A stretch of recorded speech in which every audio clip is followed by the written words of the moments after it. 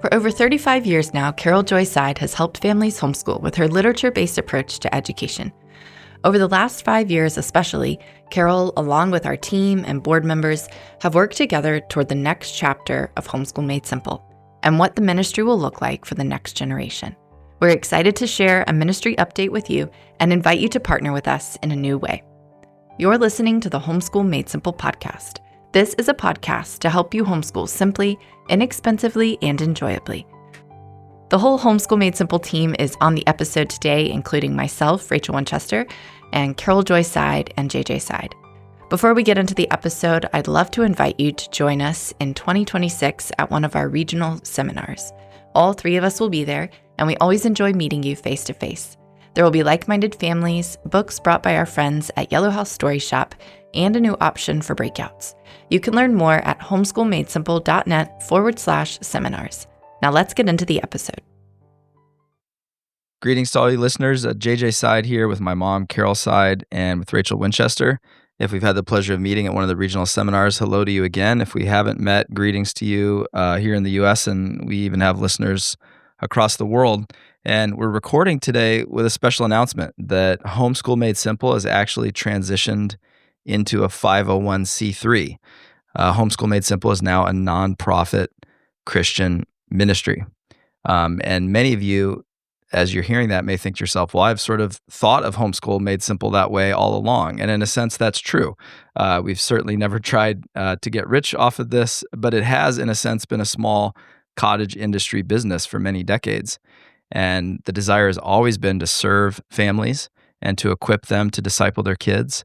And so, of course, we've done our best to not overcharge for anything, to not create financial barriers or put obstacles in the way of families who need this information and need the training and equipping that will serve them. And so, of course, nobody's gotten rich off of this, but it's been a business. And now it's a nonprofit.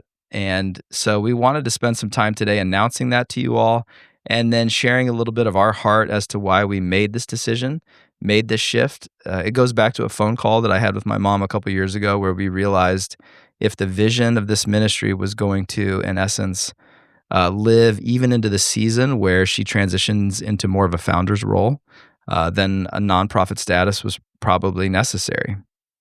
And there are a lot of factors that go into that we'd love to unpack with you. But we're certainly realizing that this message is becoming more and more timely as time goes on. I think of Jonathan Haidt's book, The Anxious Generation, and how an atheist sociologist writes a New York Times bestseller last year that in many ways is pleading with people to consider the things that this ministry has been talking about for decades. And so we really are in this unique time where we are experiencing the mainstreaming of ideas that used to feel radical or fringe or crunchy or whatever you want to call it. And now people are going, man, I think kids really need to go outside. And I think screens and social media are really bad for our kids. And I really think people need to read to kids. And I really think people need to spend time with their kids.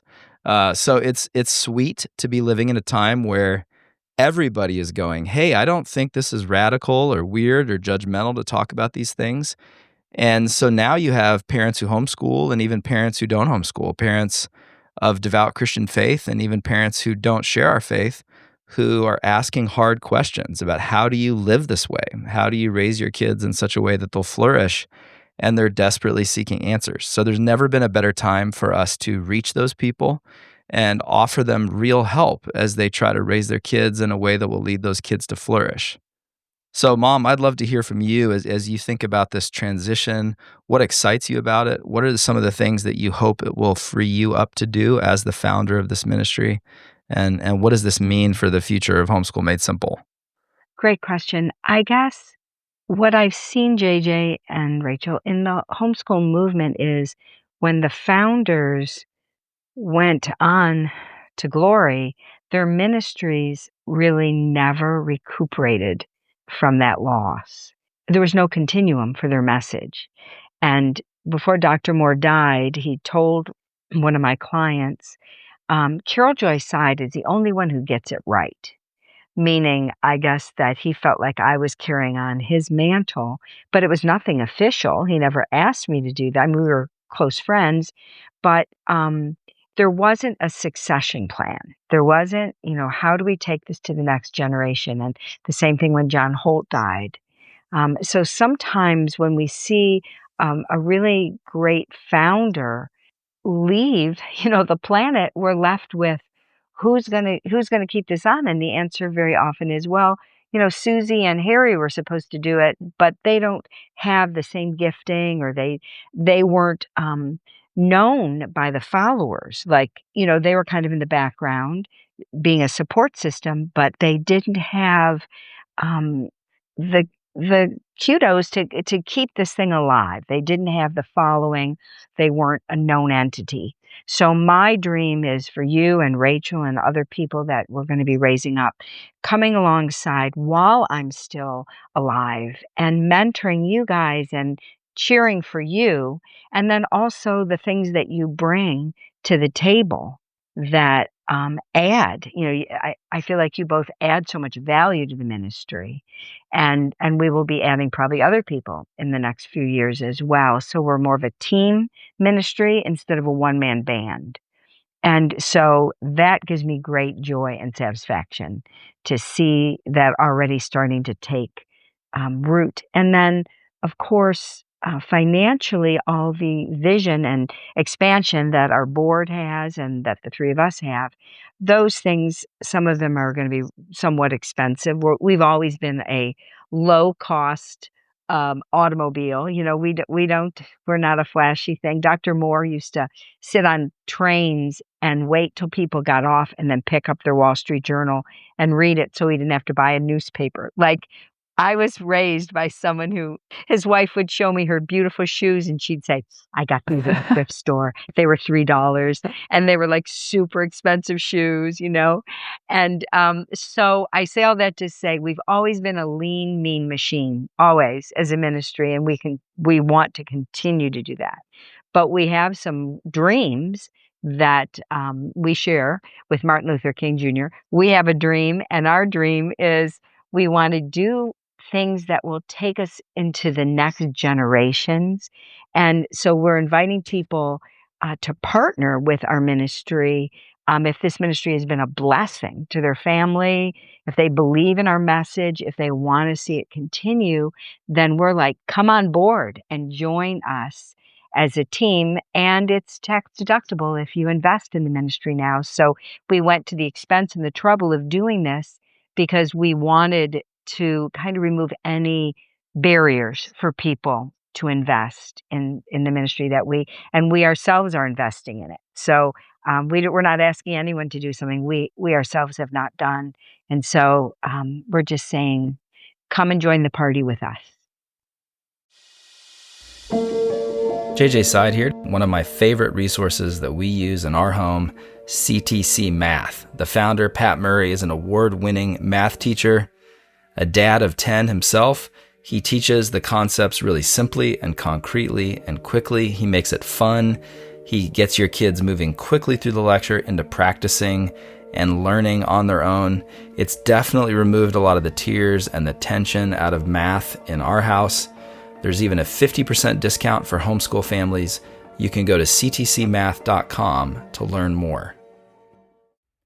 JJ Seid here with a fantastic new resource from our ministry partner, Crossway Books, a little series called Big Theology for Little Hearts, a series of board books I'm holding in my hands entitled Creation, the Church, and God. Listen just a few sentences from the title, God. God is good, and all he does, God is right and good. Loving, God is committed to his people and loves them with a never-ending love. Glory, all things were made to praise and glorify God. These are fantastic little board books with beautiful illustrations, rich theology.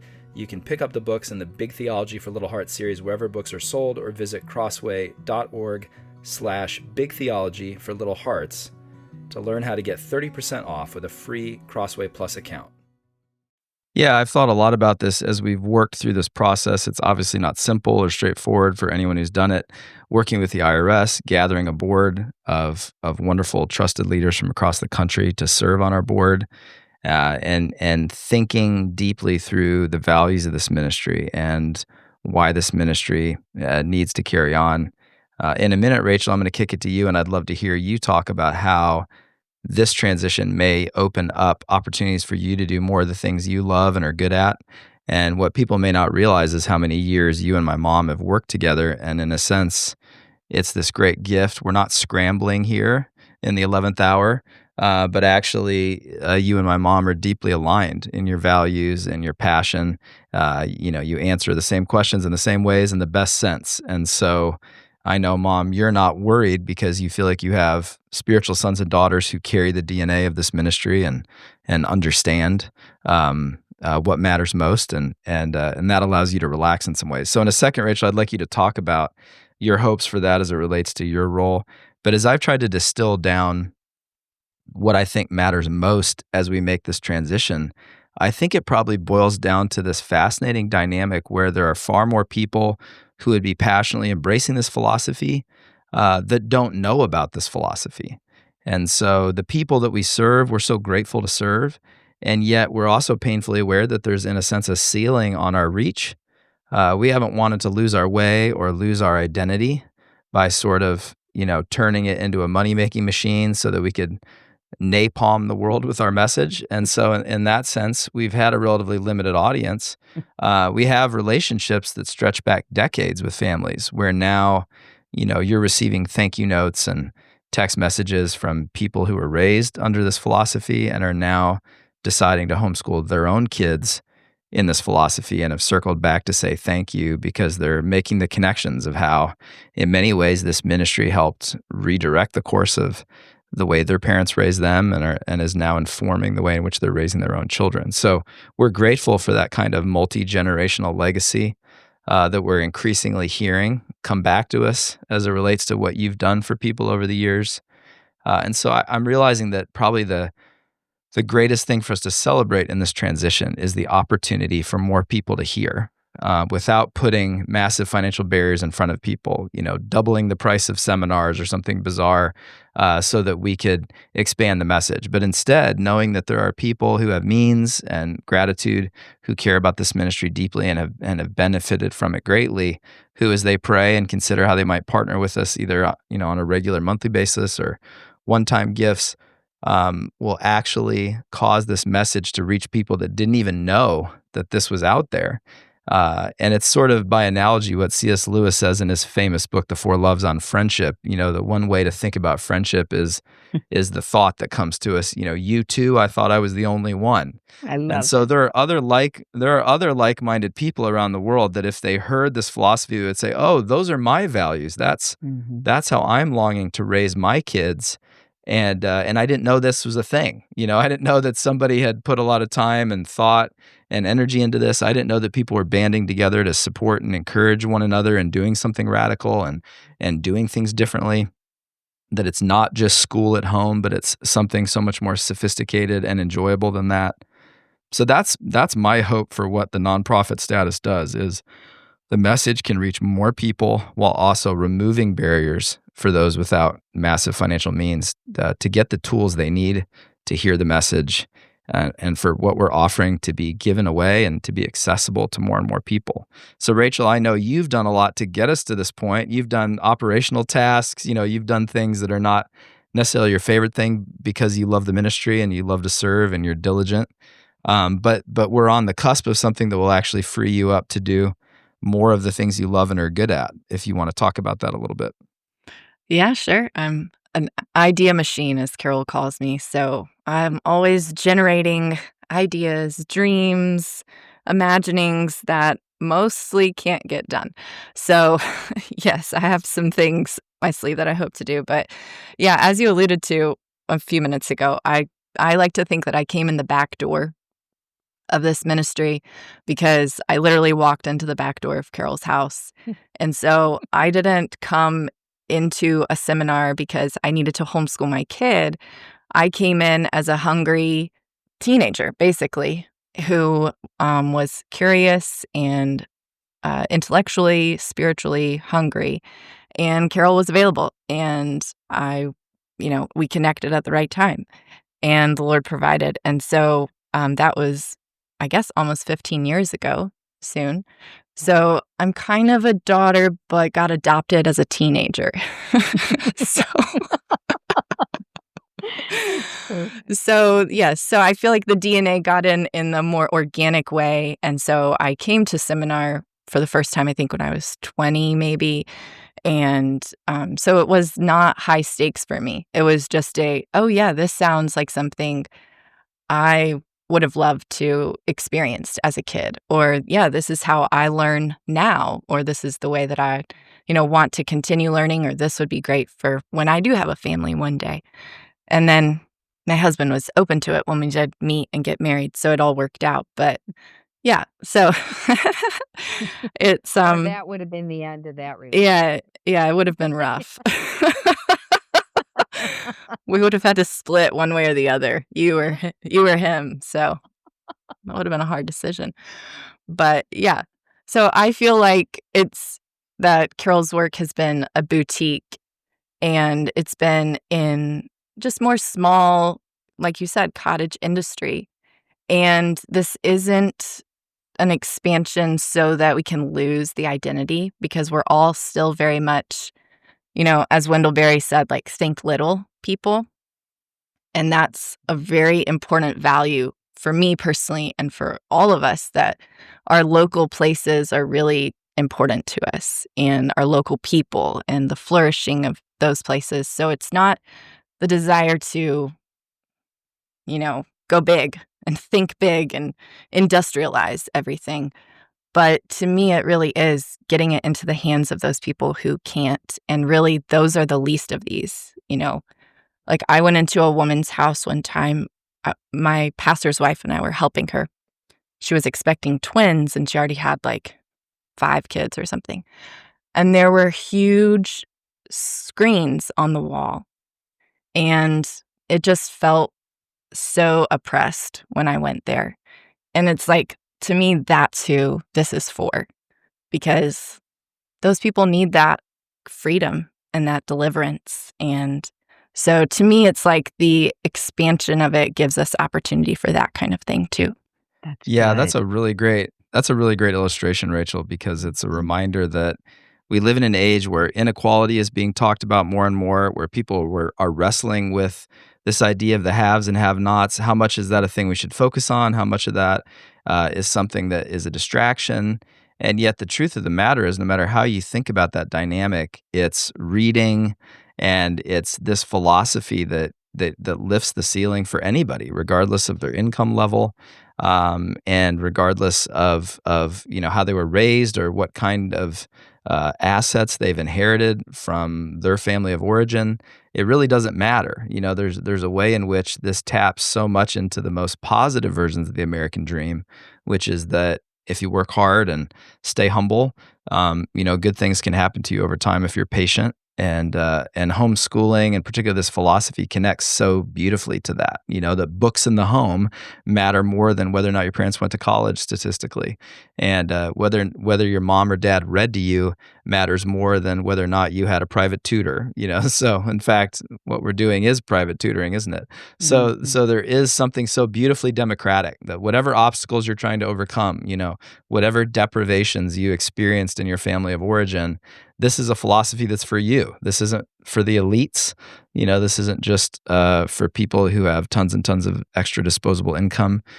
This philosophy doesn't price you out in some ways. I understand there are challenges related to homeschooling in general and whether or not mom can stay home with the kids. But yet the irony is, so many of the people we meet are actually making great sacrifices in order to do that. And so therefore, by definition, they have less disposable income because they've chosen to stay home with their kids. And so they are doing some belt tightening, and maybe they're driving older cars and living in homes that aren't quite as Instagrammable, because they're willing to invest more time and attention in their kids. And so again, I love that what we're offering them isn't, sign here and we'll begin charging you $6,000 a year for our curriculum package. We're actually offering them something that doesn't involve, startup costs, like a multi-level marketing scheme. Mm-hmm. Well, JJ, when I think about Dr. Moore's slogan, I think it certainly fits into this seminar quite well. I mean, this chat we're having. that all you need to homeschool effectively is a Bible, a library card, and a math program.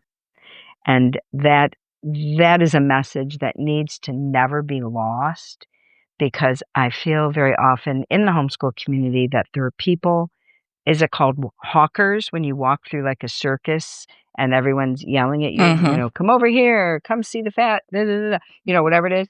And I feel that way sometimes in the homeschool community. I've always felt that way.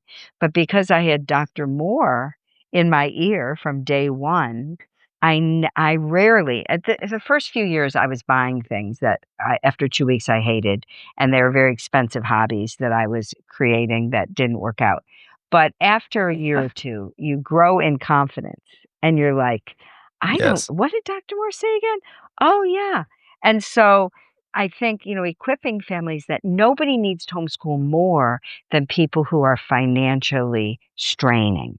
Like this, rich people can homeschool, and that's great. But the average person who's struggling on one income, or a single mom or something, this method is for you. And that is one of the beauties and the blessings of what we do, that you don't need all these bells and whistles. And I love to share about the young man who got a perfect SAT score when you were a little boy, JJ, and we're living in Huntington Beach. And Dr. Moore told us about it. He got a perfect 800 on his SAT, and they did some research and found out that this little boy was homeless and that he'd been living in his mother's car, that they were both homeless. And when they did more research, scratched under the surface, they found out, well, living in Southern California, what did they do every day? Well, it was hot. So they found a place that was clean, had nice bathrooms, and had air conditioning, the public library. And the little boy had spent every single day in the public library reading all the books, got a perfect score on his SAT. He wasn't, quote, homeschooling, unquote. He was homeless, hanging out in a public library all day, but it worked. And he became incredibly self-educated. And that's the beauty that we're, always emphasizing, that Jesus said his yoke is easy and his burden is light. And so this method is easy and light if you do what we say. And we want to share that with the people who need it most, the people that are under duress, as King David's friends were, and gathering that tribe together and saying, come follow us. It's going to be okay. We're going to make this really easy for you. Well, and there's sort of a paradox that lies at the heart of our ministry, which is this idea that, as Rachel said so well, we're trying to be faithful and die anonymous. Nobody here is trying to get famous. Nobody here is trying to gain internet notoriety. It's not really the way we roll. And yet the truth is, some of the families that embrace this philosophy are going to raise kids who are going to go on to do some really exceptional things by God's grace. And so there is a place for godly ambition. And, if you read Constitution scholar Yuval Levin in his wonderful book, A Time to Build, he's going to say, there are many foundations that are tottering in our society today. Institutions are crumbling. People are losing faith in institutions. There's legitimate institutional decay that is sometimes causing people to lose faith. There's sort of a spirit of anti-authority that's running through society that isn't always good and helpful. And so we've gotten better at tearing things down than building things. And the family is an institution. The local church is an institution. Schools are institutions. Churches are institutions. And these are all things that need to be strengthened if we're going to have a strong society. And so we can start at the cellular level, as some of the elders of my church have been saying. And I think they're right. We can't save the world, but we can do the dishes. So we can, as P.J. O'Rourke said that famously. I think it was humorous P.J. O'Rourke who said, everybody wants to save the world, nobody wants to help mom with the dishes. But there's a beautiful invitation here to rebuild society at the cellular level, to start with the family and to start with the next generation that are in the nurseries of our churches, that are crawling on the carpet in our homes as you listen to this podcast. And so we want to invest there. And so by doing something very quiet and seemingly undramatic, we can actually do something wildly significant. So there's the paradox. We're trying to do something very local and small, and yet it has massive implications, because the truth of the matter is some of the people that embrace this philosophy are going to raise future circuit court judges. They're going to raise future senators. They're going to raise future mayors. They're going to raise future titans of industry.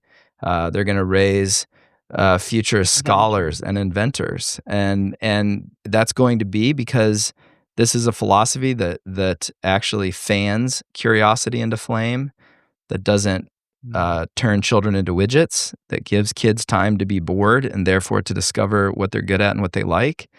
That actually creates lifelong learners in ways we could never predict. And some of our kids that may have seemed unimpressive to us or unimpressive to their grandparents will go on to do great things in ways that will surprise us all because they were left alone with books and they were having a real childhood outside instead of stressing out and trying to get homework assignments done or being taught to the test.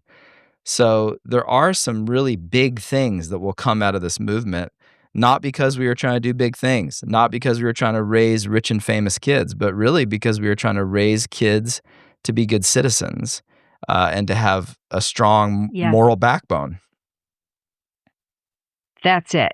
The main thing we're trying to do is help parents to disciple and mentor their children for the kingdom of God. And we didn't mention a wonderful goal is spiritual leaders and giants, people who will be missionaries, people who will be pastors, people who will lead mercy ministries and NGOs. And because our children are not, as you, JJ, always say, being pecked in the hen house, that they have time for their theology to develop and harden without having to fend off, the pirates. They're in a safe place where their theology is being nurtured at home and then in their churches, hopefully. And these kids have spiritual confidence that children who've been pecked at are lacking. And so I think that's the biggest benefit. And as we like to say, we don't care if your child goes to Harvard. We just want to be sure they're going to heaven. And so getting that priority in place, not that you can't go to both, but putting that in priority. Heaven first, then we'll talk about Harvard. So putting that spiritual formation front and center on everything that we do as families, as we are working on their character through service and work, and we're working on their intellect through great books. And so we're shaping and forming, people that are going to be giants in God's kingdom. Of course, we think of the Arroyo children and their impact and their confidence because their parents gave them unconditional love, cheered for them, helped them pursue their dreams. And we want to have, kingdoms of these types of kids that are going to take the world by storm and be, someday missionary books will be written about some of these kids. That's our dream. That's our goal. And I'm already seeing it happen with the children that are, now like JJ, your generation was the first generation. And I've seen so many fabulous kids at your age level come out of the homeschool movement and the things that they're doing and self-education and what that really looks like. And we have a chance here to do something really great. For listeners who don't know, my mom was mentioning the Arroyo family. I just got a text from David Arroyo earlier today, and he came late to this method. And so it's never too late if you're listening. And while his kids were in high school, they made some dramatic changes away from screens and towards books and embracing this philosophy. And it had a dramatic impact on the life of their family. And his kids did go on to Ivy League educations, and they're working in the tech sector, and they're all heavy hitters, but they're also calling their mom and dad to have gospel conversations every week. And they love the Lord, and they've got their priorities in order. They're great, great kids that anyone would be humbled to have raised. And David is a humble, godly man, and he's one of our board members. So that's a beautiful transition back into this idea of the nonprofit. Not all nonprofits are created equal. I've talked to guys on boards who sigh and say, our board hasn't been gathered for quite some time. It can almost feel perfunctory, but we're blessed to have a really active board, and we want to do this right. We have a working board. This is an active stewardship, so we have a college law professor on our board. We have the CFO of a multi-billion-dollar company on our board, who is a part of our compensation committee, our finance committee. We have really successful businessmen. We have wise women who've raised multiple kids to adulthood using this philosophy and have tons of experience. Women who have succeeded in business and have great wisdom in the home. And so when we put these men and these women in a room and they pray for this ministry and they offer us counsel and guidance and they look at the books and think about the future, we're blessed to know that this ministry now has people who share this DNA and have shared it for many decades now in the room with us, asking, how do we reach the next generation? How do we make sure that the people that need to hear this message most are able to hear it? And that's such a privilege. Mm-hmm. Yeah. Yeah. And as you say, JJ, everyone on our board has raised their children with these methods. So this isn't just we looked around and saw who's got business savvy or something, but these are people who have tested this and believe in it and want to see it continue for their grandchildren. And I was just going to say, I mean, it's, at some point we shouldn't beat around the bush, but we should ask people to prayerfully get out their metaphorical and literal checkbooks. If you go to homeschoolmadesimple.net/donate, you can see there that you can make a one-time gift of any amount. You can set up recurring giving. And frankly, for ministries like this that are dreaming and praying about expanding and taking on new projects that can serve and bless families, a small amount given every month is actually far more significant than a large amount given once. And so it's as those things build up and everybody brings their 2 pennies, that we're able to do something together. There are thousands and thousands of people who listen to this podcast and who have consulted and believe in this philosophy, and some with great means, some with less means, but everybody's 2 pennies matter as we stack hands on this together. And so we'd ask you to prayerfully consider a recurring gift of even the smallest amount would make a huge difference as we budget and plan and seek to be prudent with the funds that come in, so that we don't get over our skis. We always want to act our wage and be wise and be good stewards of what's been entrusted to us. One big thing coming down the pike is that my mom has realized it's probably finally time to write her first book. So, that's most authors start in their 70s, right? A first book in your 70s has been done before. A River Runs Through It, which is a novella of 105 pages for those of you who've read it. Some people are more familiar with the movie of the same name, but Norman MacLean, who wrote it, taught Shakespeare for many years at the University of Chicago and didn't get around to writing his first book until he was in his 70s. So it's never too late to write a great first book. And so we're hoping that Carole can write something that will help make Dr. Moore famous again.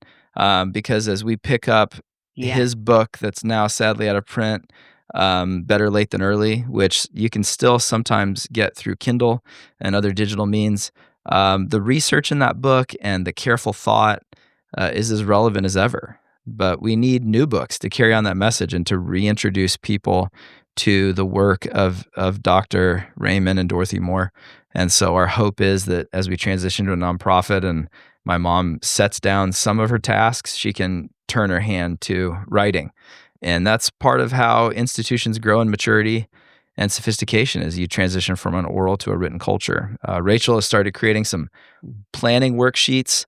I think one thing that's typical of any movement is that the founder helps people catch the vision and gets them moving. Hey, we need to climb that mountain over there, and here's why it matters, and it's worth it. And so you get everybody moving in that direction, and then they need help lacing up their boots, and you get down into the details like, hey, I've never been hiking before. I've never climbed up a mountain before. I'm sold. I'm in on the message. We got to climb that mountain.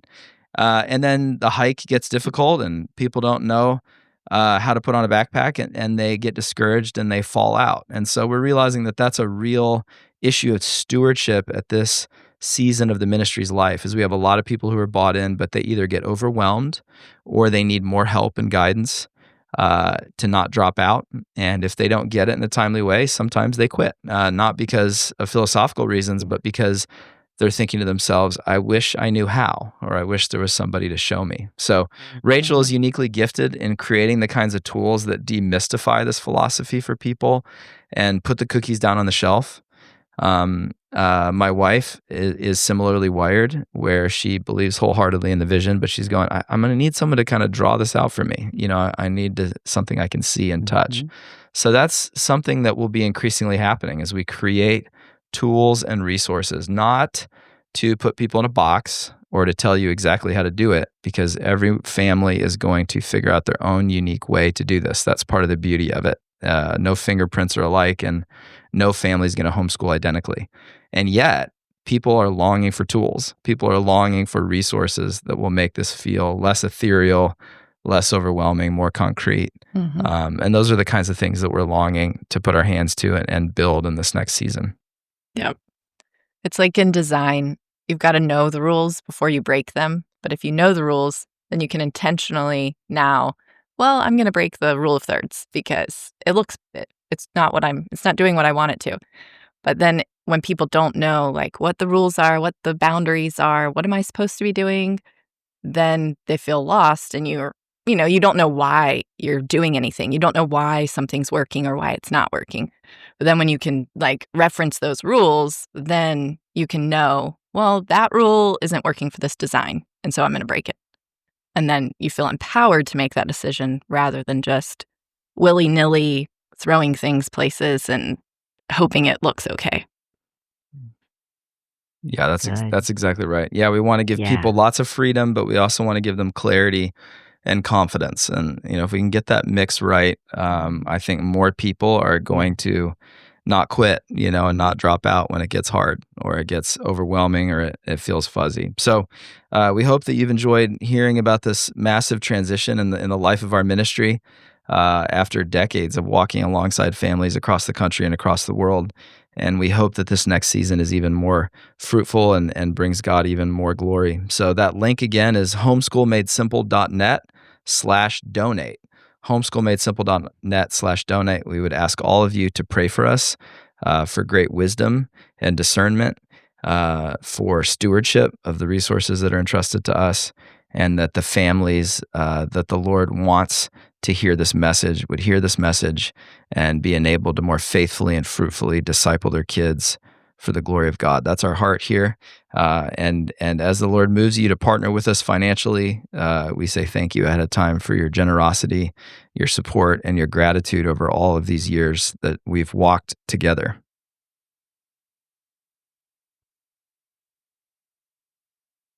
Awesome. You've been listening to the Homeschool Made Simple podcast. If you like what you heard in this episode, please leave a rating and review on Apple Podcast or Spotify, or share this episode with a friend. It means so much when you help us spread the message of Homeschool Made Simple with others. Thanks for joining us this week on the Homeschool Made Simple podcast. Remember, Jesus' commandments are not burdensome. What he calls you to do, he will enable you to do. Blessings.